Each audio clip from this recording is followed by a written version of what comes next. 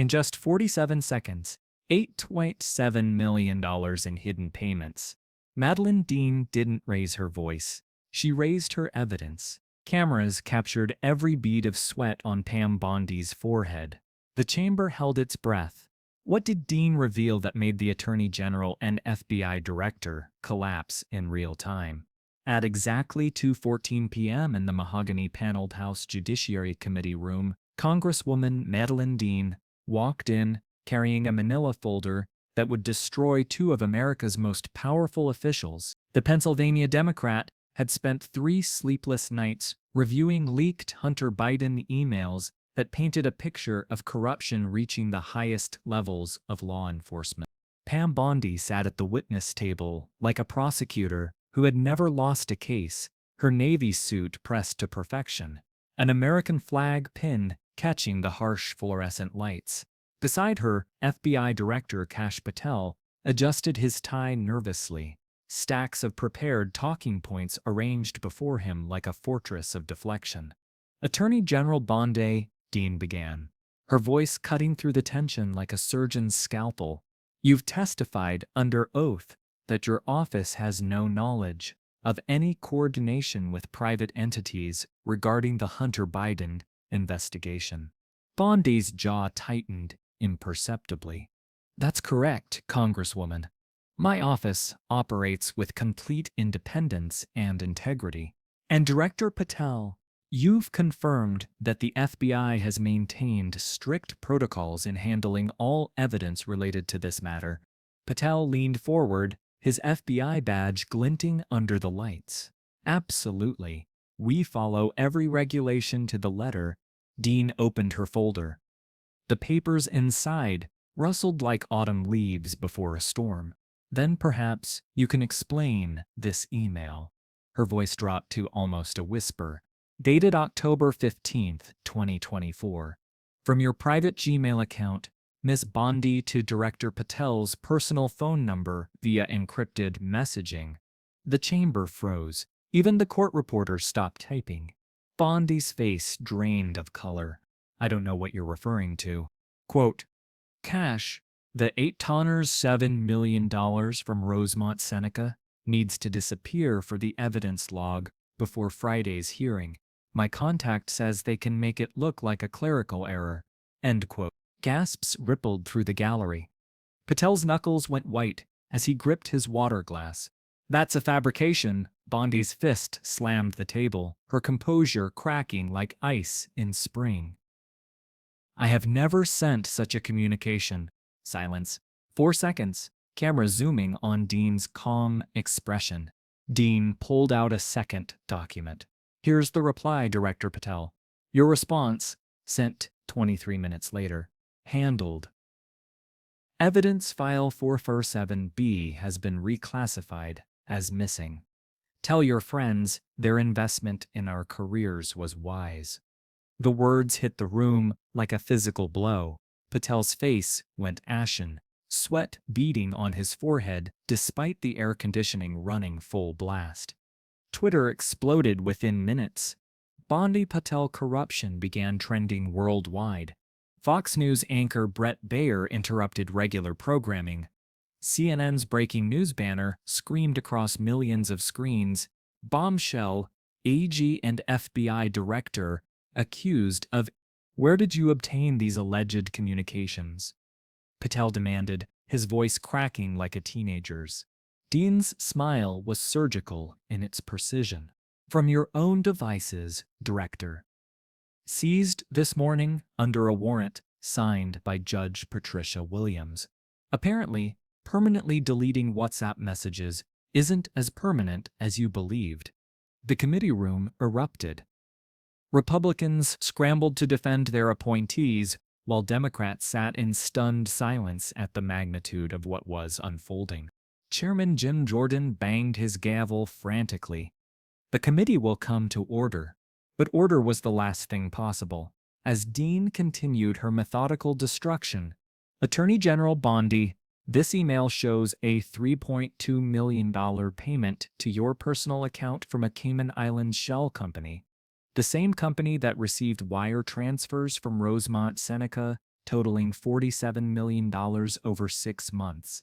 Bondi's legal advisor leaned over, whispering urgently in her ear.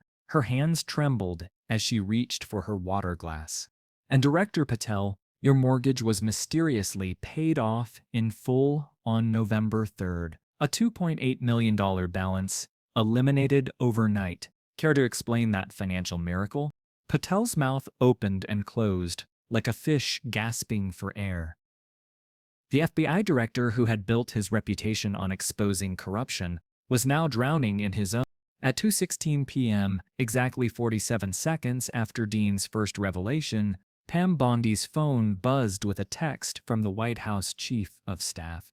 Resignation letter on POTUS desk in 30 minutes or face immediate termination. Within the hour, both officials would submit their resignations. By evening, FBI agents would escort them from their offices in walks of shame broadcast live to the nation. But Dean wasn't finished. At exactly 2:18 p.m., she dropped the nuclear option. "There's more," Dean announced, her voice steady as granite. This investigation uncovered a 3-year conspiracy involving foreign nationals, shell companies, and systematic evidence tampering. She held up a thick USB drive. This device contains 84 to 7 pages of financial records, unearthed communications, and video evidence that will shock the American people. Bondi's face had gone from pale to green. Beads of perspiration dotted her upper lip as she realized the full scope of what Dean possessed. In March 2023, Dean continued, Hunter Biden's laptop contained evidence of a $23 million payment from Burisma Holdings to a Delaware LLC controlled by James Biden. That evidence mysteriously vanished from FBI custody during Director Patel's first week in office. Patel shot to his feet. "That's classified information. You have no right." "I have every right when it involves criminal conspiracy." Dean's voice thundered through the chamber.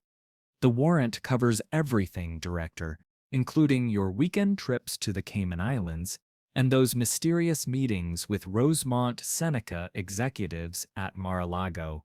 The gallery erupted in chaos. Reporters frantically typed updates while security moved to restore order. Fox News commentator Sean Hannity would later call it the most devastating congressional testimony in modern history. Dean pulled out photograph after photograph. Here's Director Patel meeting with Tony Bobulinski in January 20. Here's Attorney General Bondi having dinner with Hunter Biden's business partner in February. And here, she held up the final image, is both of them at a private meeting with Ukrainian oligarch Mykola Zlochevsky last month. Bondi's legal team was frantically shuffling papers, but there was no defense against photographic evidence. Patel had slumped back in his chair, his FBI career effectively over. "The American people deserve to know," Dean declared, that $67 million in foreign payments was systematically hidden from congressional oversight. Money that should have triggered immediate national security investigations instead disappeared into a web of corruption protected by the very officials sworn to investigate it. At 2:21 p.m., Patel's phone buzzed with a call from the White House. He didn't answer. At 2:23 p.m., Bondi received a text from the Senate Majority Leader. Impeachment proceedings begin Monday. The leaked Hunter Biden emails revealed not just isolated payments, but a systematic money laundering operation stretching from Ukrainian energy companies to Chinese Communist Party-linked entities, all protected by the highest levels of American law enforcement. Dean's methodical presentation had unraveled 3 years of carefully orchestrated obstruction of justice. Within hours, protests erupted outside the Capitol. "Drain the real swamp" trended globally. MSNBC's Rachel Maddow dedicated her entire show to what she called the most significant corruption exposure since Watergate. The FBI building buzzed with emergency meetings as agents realized their director had compromised the Bureau's integrity. Justice Department prosecutors began drafting criminal referrals, and in secure conference rooms across Washington, officials scrambled to understand how deep the conspiracy reached. By evening, both Bondi and Patel had retained criminal defense attorneys. Their resignation letters, hastily written and legally reviewed, hit congressional desks before the sun set over the Potomac. Dean's final words to the committee would be remembered for generations. Today, we reminded Washington that in America, no one is above the law. Not attorneys general, not FBI directors, and certainly not those who sell their offices to the highest foreign bidder. But the most shocking revelation was yet to come. At 2:24 p.m., Dean's aide handed her a final folder marked Eyes Only, Senate Classified. Members of this committee, Dean's voice dropped to a whisper that somehow carried to every corner of the chamber. What I'm about to reveal will fundamentally change how Americans view their government. She opened the folder with surgical precision. 3 hours ago, the NSA intercepted a phone call between Director Patel and a known Russian intelligence operative. The conversation was in English, recorded automatically, and has been authenticated by 3 separate intelligence agencies. The room went dead silent. Even the air conditioning seemed to pause. Director Patel, Dean read from the transcript, assured Moscow that, quote, Hunter's real laptop will never see daylight. Bondi and I control the evidence chain now. Your investment in American democracy is safe. End quote. Patel lurched forward, knocking his water glass across the table. That's impossible. I never. The call lasted 14 minutes and 27 seconds, Dean continued relentlessly, during which you detailed specific FBI evidence lockers, discussed ongoing congressional investigations, and accepted instructions for future evidence suppression. Bondi stood abruptly, her chair clattering backward. This hearing is over. I'm invoking executive privilege. You can't invoke privilege for treason, Dean shot back, her Pennsylvania steel showing through her composed exterior. And yes, Director Patel, coordinating with foreign intelligence services to suppress evidence of American corruption, is textbook treason under Title 8. At exactly 2:26 p.m., 47 seconds had become the moment that exposed the deepest corruption scandal in American history. What started as missing emails had exploded into foreign intelligence penetration of the FBI itself. CNN's Wolf Blitzer broke into programming. We're witnessing what may be the most significant national security breach since the Rosenberg case. 2 of America's top law enforcement officials stand accused of coordinating with foreign adversaries. In the White House Situation Room, President Trump's chief of staff was briefing him on the unfolding catastrophe. Sir, we need immediate damage control. This goes beyond simple corruption. We're talking about potential espionage charges. Outside the Capitol, crowds had swelled to thousands. Protesters carried signs reading, "Drain the real swamp," and FBI, foreign bought intelligence.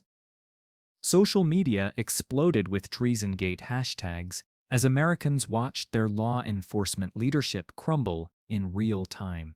By 2:30 p.m., Senate Majority Leader Chuck Schumer had called an emergency session. House Speaker Mike Johnson was drafting immediate impeachment articles, and the Department of Homeland Security had placed both officials on the no-fly list, pending criminal investigation. Dean stood as the hearing dissolved into chaos around her. Reporters mobbed the exits. Security escorted both witnesses out through separate doors, and America began grappling with the reality that its top law enforcement officials had sold their loyalty to foreign powers for Ukrainian energy money and Russian intelligence protection. In secure communication centers across Washington, Allied intelligence agencies were reassessing every piece of information shared with compromised American officials. NATO headquarters in Brussels convened an emergency session to evaluate the security breach's international implications. The Hunter Biden laptop, which had been dismissed as Russian disinformation by mainstream media, was suddenly revealed as a key evidence that foreign adversaries desperately needed suppressed. Every delay, every lost file, every bureaucratic obstacle had been choreographed by enemies of America, operating from within its most sacred institutions.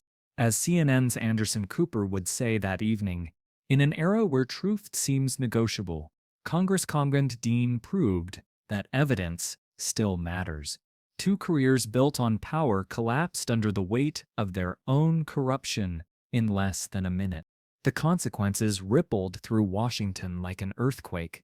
Within a week, congressional hearings would expand the investigation to include additional Justice Department officials. The special prosecutor would convene a grand jury targeting money laundering and foreign agent registration violations, and America would begin to reckon with how a small group of officials had systematically betrayed their oaths for foreign money.